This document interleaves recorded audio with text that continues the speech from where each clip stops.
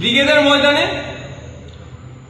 26 তারিখ ব্রিগেডের ময়দানে যাচ্ছি কি যাচ্ছি না এই নিয়ে একাধিক মানুষ প্রশ্ন করছে, জানতে চাইছে যে ভাইজান যাচ্ছেন কি যাচ্ছেন না। অবশ্যই আমি মনে করি এটা ক্লিয়ার করা একটু দরকার আছে। তার আগে আমি গুটি কয়েক কথা বলব। কেন্দ্র সরকারের এই নিয়ে আসা কালা কানুনের বিরুদ্ধে সর্বত্র গণতান্ত্রিক প্রক্রিয়ায় শান্তিপূর্ণভাবে প্রতিবাদ করে যেতে হবে। সুপ্রিম কোর্টে আমি আইনি, আমার মতো অনেকে আইনি লড়াই লড়ছেন। আগামী 5 তারিখ ডেট আছে। আন্দোলন সংগঠিত করতে হবে, শান্তিপূর্ণভাবে আন্দোলন করতে হবে। আমরা এখানে যত আন্দোলন সংগঠিত করতে পারবো দিল্লিতে ইম্প্যাক্ট হবে। আর আমাদের আন্দোলনে যদি আমাদের আন্দোলনে ঢুকে যদি হিংসা ছড়িয়ে দেয় তাহলে কিন্তু এর ব্যাড ইফেক্টও দিল্লিতে পড়তে পারে। সুতরাং আমরা যারা আন্দোলন যেখানে যেমন ভাবে করছি আমাদের আন্দোলনটা যেন গঠনমূলক হয়, শান্তিপূর্ণ হয়, ধর্মনিরপেক্ষ হয়, গণতান্ত্রিক প্রক্রিয়াতে হয়। আমাদের আন্দোলন ঢুকে কেউ যদি হিংসা ছড়াতে যায় সেগুলোকে আমাদেরকে আটকাতে হবে। ভাঙড়ে আমাদের আন্দোলনে হিংসা ছড়ানোর চেষ্টা হয়েছে, হিংসা ছড়িয়েছে। জঙ্গিপুরে সেখানে পুলিশ অতি সক্রিয় হিংসা ছড়িয়েছে। আপনার বিভিন্ন জায়গাতে আমরা দেখছি এটা হচ্ছে, অনেক জায়গায় খবর আসছে পুলিশ আটকাচ্ছে, মিটিং মিছিল করতে দেবে না, এইগুলো হচ্ছে। এগুলোকেও আটকাতে হবে, শান্তিপূর্ণভাবে গণতান্ত্রিক প্রক্রিয়া আন্দোলন করতে হবে। এখন আমার পক্ষে আমি যে উত্তরটা দিচ্ছি, ব্যাপারটা হচ্ছে অনেক সময় নিজেকে আগুনে পুড়াতে হয় সমাজকে আলোকিত করার জন্য, অনেক সময় নিজেকে একটু গুটিয়ে নিতে হয় বৃহত্তর স্বার্থের জন্য। আপনারা জানেন মোমবাতি নিজে আগুনে পুড়ে যায় সমাজকে অন্ধকার থেকে আলোকিত করার জন্য। ব্যাপারটা হচ্ছে এখানে আমি যদি এখন ঘোষণা করি আমি ব্রিগেডে যাচ্ছি, আপনারা ইতিপূর্বে দেখেছেন যে জায়গায় আমরা মিটিং মিছিল করছি রাজ্য সরকার কিভাবে সেগুলোতে বাধা দিচ্ছে। ভাঙড়ে দেখুন হাজার হাজার ছেলের নামে আমাদেরকে মিথ্যা মামলা দিয়ে দিয়েছে, আমার নামে মামলা দিয়েছে। আমি আমারটা নিয়ে ভাবি না, গরিব ছেলেগুলোর কথা ভাবি সবসময়।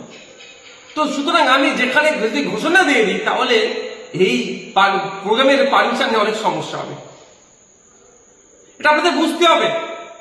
বড় ভাইজানের প্রসঙ্গে আসি।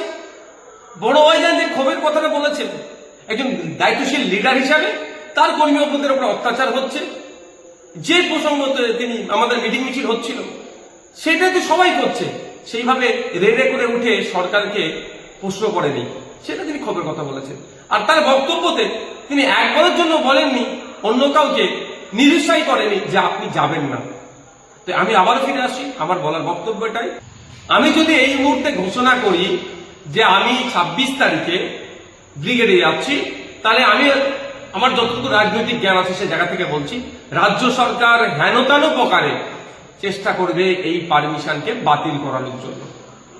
সেই জন্য একটু গুটিয়ে রেখেছি নিজেকে। অনেক প্রশ্ন আমার ভাইরা করছেন, উত্তর দেওয়ার প্রয়োজন বোধ করছি বলে বলছি। শুধু একটা গল্প বলে আজকে আমার ভিডিওটি শেষ করব।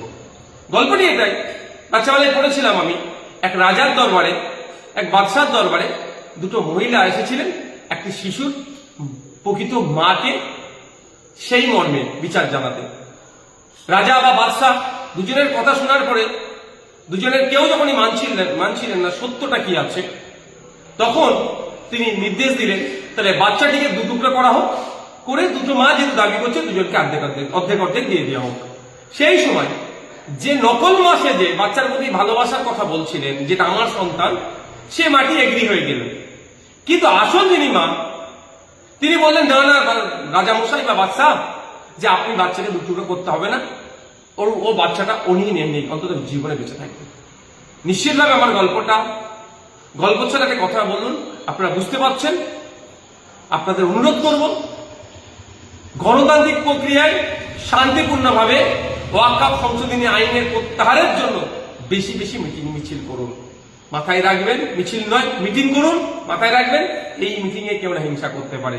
যত মাথার সংখ্যা বাড়াবেন তত দিল্লিতে ইম্প্যাক্ট করবে। তবে হ্যাঁ, শান্তিপূর্ণভাবে পৌঁছাবে।